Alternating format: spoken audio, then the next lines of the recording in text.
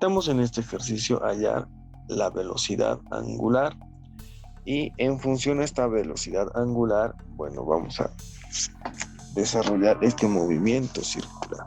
A ver, observamos entonces, creo que hay alguien más en espera, revisaré, creo que no, nadie más. Listo.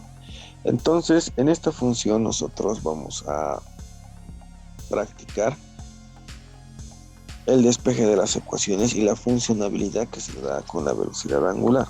A ver, en movimiento circular se toma en cuenta tanto la velocidad angular como la velocidad lineal. Dentro de los datos, entonces, ¿qué vamos a tener?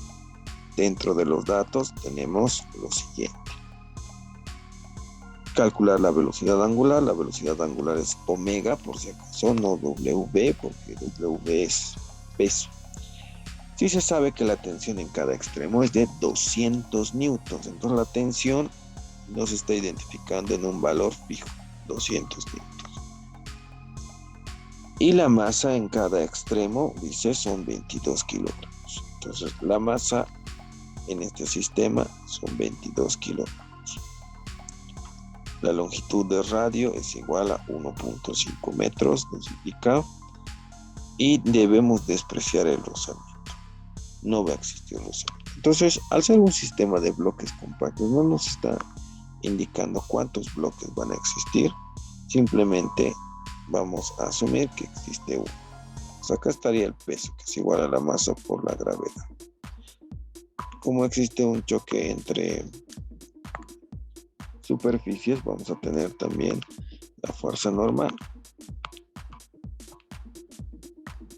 La fuerza normal dirigida hacia arriba, ¿no?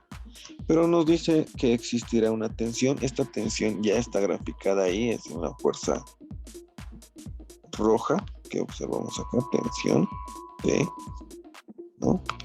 Y necesitamos también identificar en esa relación, despreciar la fuerza de rozamiento. Esto no existe, ¿no? Debido a que puede ser completamente lisa, la mayoría de las superficies circulares son completamente lisas. Vamos a tener entonces un movimiento con una aceleración dirigida hacia el centro, aceleración centro. Por lo tanto, también va a existir, al contrario, una fuerza centrípeta. ¿Sí? Listo. Desarrollamos entonces esos valores. ¿Qué necesitamos identificar acá? Primero, nuestras unidades, todos están en el sistema internacional. Segundo, ya hemos hecho nuestro diagrama de cuerpo libre. Acá necesitamos también identificar la velocidad angular. Esta velocidad angular, pues, se enfoca en la forma de giro. La velocidad angular va a ser cuántas vueltas va a dar en promedio por cada segundo. Radianes sobre segundo nos indica la función que relaciona las vueltas en un determinado tiempo. Entonces, en función a eso vamos a desarrollar este ejercicio. Realizamos primeramente la sumatoria de las fuerzas. Entonces, vamos a hacer acá sumatoria de las fuerzas, en este caso centrípetas, igual. Habíamos dicho positivo, tomamos en cuenta la sumatoria de las fuerzas hacia el centro y negativo la sumatoria de las fuerzas hacia afuera. Entonces, nuestra fuerza centrípeta va a estar dirigida en esa condición. Hacia el centro, la aceleración es la que manda en dirección, tenemos la tensión positiva en esa condición. Y hacia afuera no tengo nada, porque nos decía desprecia la fuerza de rozamiento. Acá ya aparece la fuerza de rozamiento, pero sin ningún valor. Tomamos en cuenta entonces eso y tendríamos que asumir que nuestra fuerza centrípeta va a estar definida solamente por la tensión. Por lo tanto, son idénticas, ¿no? En función a esta tensión, yo también puedo determinar con esta ecuación que la fuerza o cualquier fuerza, si sea centrípeta, va a ser igual a la masa por aceleración. Entonces, va a quedar esto. Tensión, lo estoy llevando a este miembro, la fuerza centrípeta, idénticas, iguales, pero sabemos que la fuerza centrípeta va a ser igual a la masa por la aceleración, y en este caso, aceleración centrípeta. Entonces, existe una triple igualdad. Voy a asumir esta como mi primera ecuación. En esta triple igualdad vamos a relacionar estos valores y vamos a reemplazar. Acá también tenemos la ecuación de la aceleración centrípeta. No olvidemos velocidad angular por el radio, ¿no? La aceleración centrípeta entonces va a estar en esa función. Voy a reemplazar estos valores en función a la tensión, igualando estos dos y obviamente reemplazando con masa y aceleración centrípeta. Por lo tanto, colocaré acá para que se note.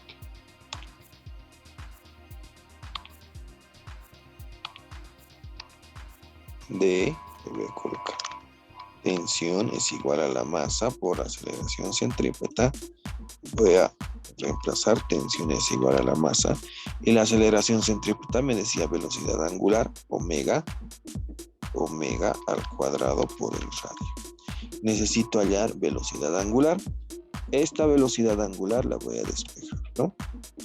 Entonces tensión queda ahí, masa por radio, ambas están multiplicando, pasarían a dividir. A ver, sería igual, y esta masa por el radio estarían pasando a dividir. Esto es igual a omega al cuadrado. Pero yo no quiero omega al cuadrado, quiero omega solamente o velocidad angular. Ese cuadrado, la exponente pasa como raíz cuadrada, ¿no? Tenemos entonces tensión dividida entre la masa por el radio igual a la velocidad. Ordenándonos un poquito y observen acá por favor, la clave en movimiento circular y en dinámica circular también, de manera clara, sería la unidad. Yo estoy reemplazando y estoy ordenando esta ecuación y de acá necesitamos desarrollar también los valores. Fíjense, voy a reemplazar, la tensión es 200 newtons y un newton es kilogramo por metro sobre segundo al cuadrado, dividido entre la masa por el radio. La masa son 22 kilogramos y el radio es aproximadamente 1.5 metros.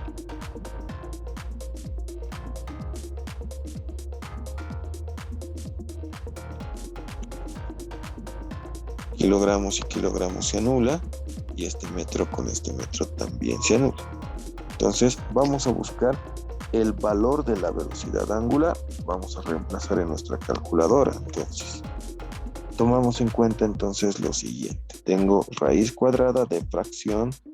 En esto tengo 200 dividido entre 22 por 1.5. ¿Cuánto nos sale? 2.462. Entonces, la velocidad omega vendría a ser 2.462.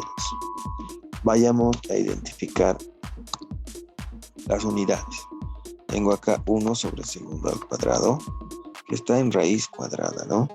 Y en función a esto, eliminamos. Y me va a quedar 1 sobre segundo. Esta es la unidad que quedaría en velocidad angular. 1 sobre segundo. Pero al ser velocidad angular, queridos jóvenes y señoritas, nosotros asumimos que son radianes. Estos radianes son los que necesitamos identificar y acá nos vamos a enfocar. ¿Qué representan estos radianes? Estos radianes, si alguien pregunta de dónde aparecen, son adimensionales, o sea, no valen absolutamente nada más que una referencia de un ángulo. Los radianes nos identifican prácticamente el desplazamiento en una función circular.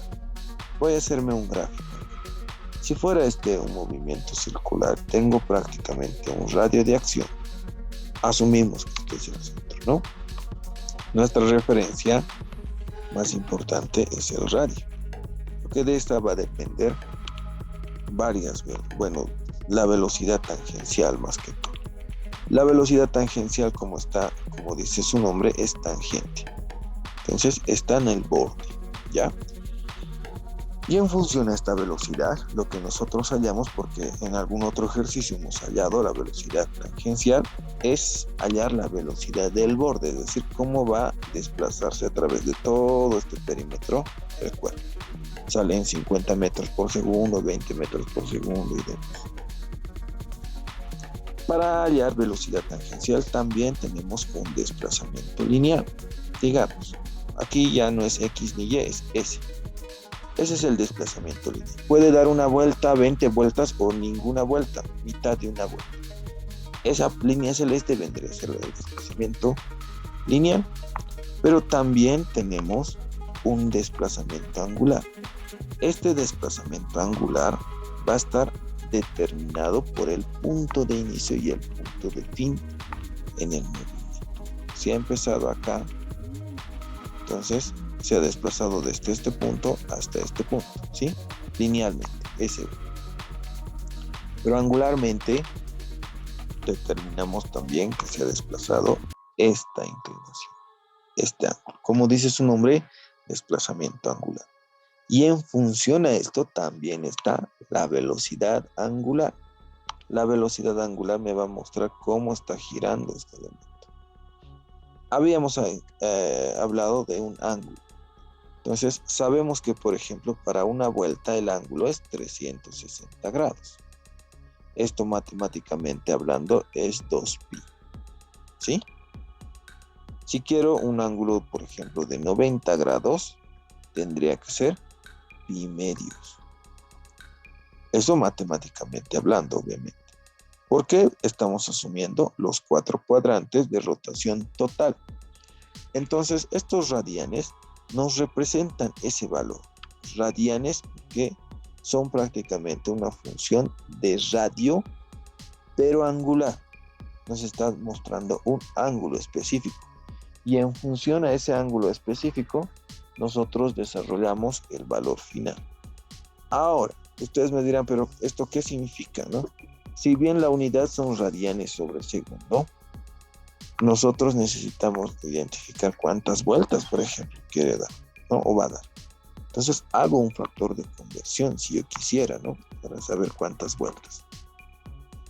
Donde mi factor de conversión me dice, acá lo vamos a hacer, una vuelta, y eso no olvidar, eso ya desde matemática conocemos, ¿no? Una vuelta son 360 grados. Pero en radianes son 2pi radianes. Y este valor de pi ya lo conocen también. A ver, tengo entonces 2pi radianes hacen una vuelta. Entonces esta condición pues me va a determinar los radianes eliminándose y voy a tener en mi calculadora el valor, ¿no? ¿Cómo hago? Acá tengo fracción 2.462 por 1 dividido entre 2. Y para colocar pi en mi calculadora es Shift y la tecla del exponente de notación científica. Está al lado del punto, 0 punto, y al lado está por 10 a la x. Coloco eso y me sale pi, ¿no? Es un valor constante. Igual 0.392. 0.392 vueltas que va a dar este cuerpo en cada segundo. Entonces, para eso me relaciona la velocidad angular. La velocidad angular es por eso adimensional y se representa en radianes. Además, queridos jóvenes y señoritas, la velocidad angular simplemente depende de la condición de desplazamiento angular, es decir, de este ángulo, ¿no? En cambio, la velocidad tangencial que está aquí de rosado depende del radio. Acá la velocidad angular me dice 0.392 vueltas por segundo. Esas vueltas no me determinan si el radio podría ser mayor. Esta vuelta es más grande. Por lo tanto, la velocidad tangencial también va a ser mayor. Si fuera más pequeña, también la velocidad tangencial sería más pequeña. Entonces, de ahí vienen las unidades, a no equivocarse y tomar en cuenta sus valores, ¿no? Si yo despejo correctamente mi ecuación, no voy a tener dificultad con esas unidades. Estamos claros hasta ahí, ¿no? El movimiento circular, también debemos tomar en cuenta dos condiciones. Habíamos dicho que no solamente se aplica en condiciones de eh, carreteras, ¿no? O construcciones de desplazamientos de automóviles, sino también en otras aplicaciones como hemos observado en el centrifugador de sangre, ¿no? En este caso, por ejemplo, vamos a determinar las curvas planas sin peralte. ¿Qué significa el peralte? El peralte es prácticamente una inclinación adicional que se le da a un determinado elemento, a una determinada pista, en función de trabajar con este movimiento circular y obviamente la dinámica circular para que no ocurran accidentes. Ustedes han debido observar frecuentemente en las carreteras que llevan curvas, nos dice una velocidad máxima. No es porque queremos ir todos a la misma velocidad, sino porque existen en ciertos puntos curvas con peralte, con inclinación, que van a determinar un movimiento y lo máximo.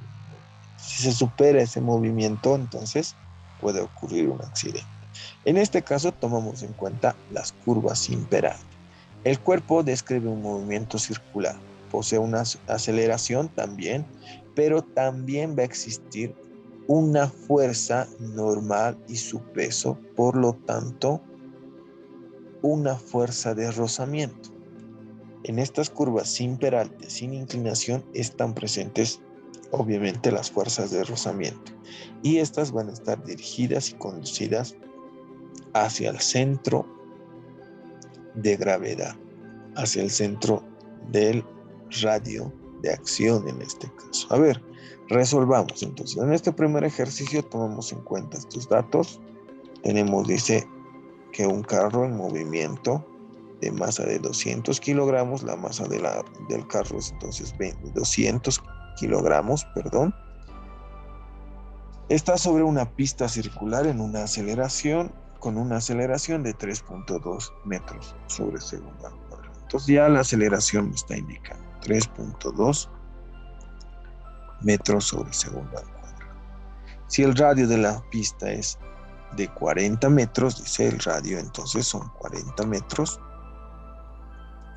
Allá, bueno, el coeficiente entre la pista y el auto es 0.6. Acá el coeficiente de rozamiento era 0.6. Determinar la aceleración centrípeta. Acá necesitamos identificar esta aceleración centrípeta. Y si recuerdan, les decía, en movimiento circular no es solamente una aceleración que va a estar. Son varias, inclusive 3 aceleraciones. Perdón. A ver, ¿qué realizamos entonces en nuestro gráfico para que vayamos ubicando en esta condición? Primero, que tenemos un radio de acción. Este es el radio de acción. Desde este punto hasta este otro punto extremo, el radio. Después tenemos el peso, obviamente, porque va a existir una relación de atracción. Ahí vamos a asumir que es el peso, una fuerza normal en función perpendicular. Pero también necesitamos identificar que esto va a girar, sí, con una velocidad angular determinada, pero en función a este elemento va a existir una fuerza que va a estar dependiendo de la aceleración centrípeta, ¿no? Entonces, acá existe ya una variación. Esta es la aceleración centrípeta, que está dirigida hacia el centro, y el cuerpito está acá, ¿no? El cuerpo va a girar en esta condición circular, habíamos dicho en ese ejemplo. Esa condición perimetral va a ser determinante en el movimiento lineal que va a tener en la parte periférica. Pero en ese sentido, la aceleración centrípeta, al estar dirigida hacia el centro, va también dominar en este aspecto la fuerza de rozamiento estático o el coeficiente de esta fuerza de rozamiento, ¿no? Por lo tanto, la fuerza de rozamiento también va a estar hacia adentro, hacia el centro, en realidad, ¿no? ¿Por qué? Alguien podría preguntar, ¿por qué estaría hacia el centro? Voy a la misma explicación que les daba al principio, ¿no? Estas curvas sin peralte o con peralte tienen una velocidad máxima. Este giro y esta velocidad es en ese sentido de la línea rosada que observamos. Si imprimimos más velocidad, este auto va a tender a salir con mayor condición, salir de esa fuerza centrípeta también y provocar un accidente. Entonces, como se está tratando de que llegue a esa condición, la fuerza de rozamiento obviamente se va a oponer a ese movimiento que va a ser externo. Por lo tanto, esta va a ir hacia la parte interna. Esa es la relación gráfica que podríamos identificar en este valor y considerarlo, ¿no?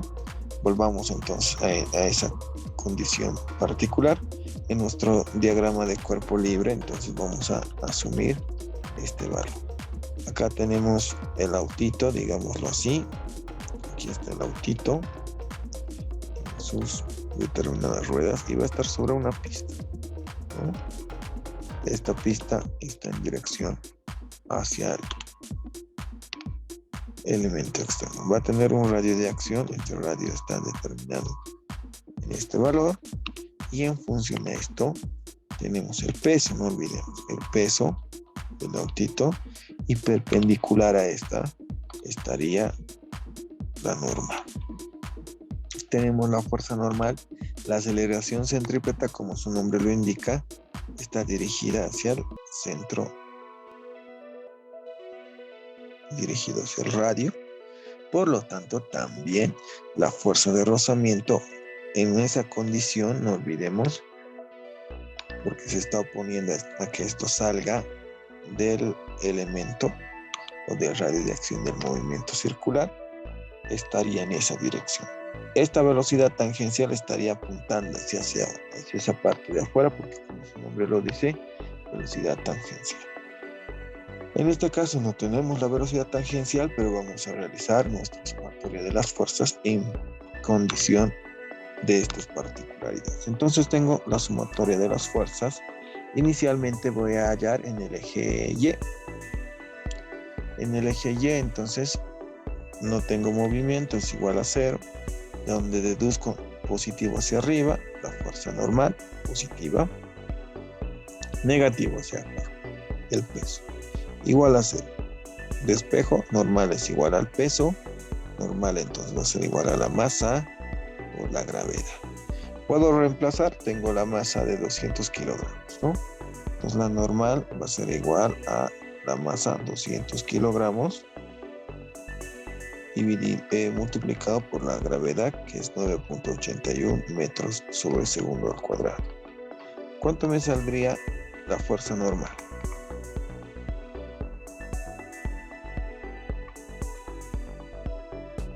Tengo 200 por 9.81.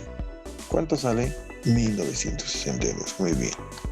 1962 newton. La fuerza normal. En esa condición, entonces, nosotros abarcamos y desarrollamos estos valores condicionando las particularidades de este ejercicio. Tengo ya la fuerza normal y necesito hallar también la fuerza de rozamiento. Entonces nosotros sabemos que la fuerza de rozamiento es igual al coeficiente nu por la normal. Tengo ambos elementos, ¿no? La fuerza de rozamiento va a ser igual al coeficiente nu, que es 0.6, multiplicado por la normal que acabo de hallar, 1962 newtons. ¿Cuánto vendría a ser la fuerza de rozamiento? Ya, muy bien. Verificamos 1177,2. ¿Sí? Vamos bien, entonces 1177,2 newton. Tengo ya la fuerza de rozamiento. Fíjense, simplemente he reemplazado ese valor. Y ahora lo que me queda por realizar es prácticamente la sumatoria de las fuerzas centrípetas. ¿Y cómo va a estar enfocada esa fuerza centrípeta? ¿No? Acá lo voy a hacer. Entonces me decía, la fuerza centrípeta es igual a la sumatoria de las fuerzas dirigidas hacia el centro menos la sumatoria de las fuerzas dirigidas hacia afuera. Si voy a esa aplicabilidad, la fuerza centrípeta va a ser igual. Hacia el centro tengo simplemente la fuerza de rozamiento. Hacia afuera no tengo nada. Entonces, de ahí deduzco que la fuerza centrípeta es igual a la fuerza de rozamiento. Y como es fuerza centrípeta, primero voy a hacer la fuerza de rozamiento y la fuerza centrípeta girado nada más. Saben que en relación de fuerzas es masa por aceleración. Y si es fuerza centrípeta va a ser masa por aceleración centrípeta. El valor que me está pidiendo. Voy a igualar entonces, como son condiciones de las mismas proporciones, la fuerza de rozamiento con la masa y aceleración centrípeta. Esto sería igual a fuerza de rozamiento por masa y aceleración centrípeta, de donde despejo aceleración centrípeta. Va a ser igual a la fuerza de rozamiento dividida entre la masa. Ordeno un poco más, aceleración centrípeta es fuerza de rozamiento entre la masa.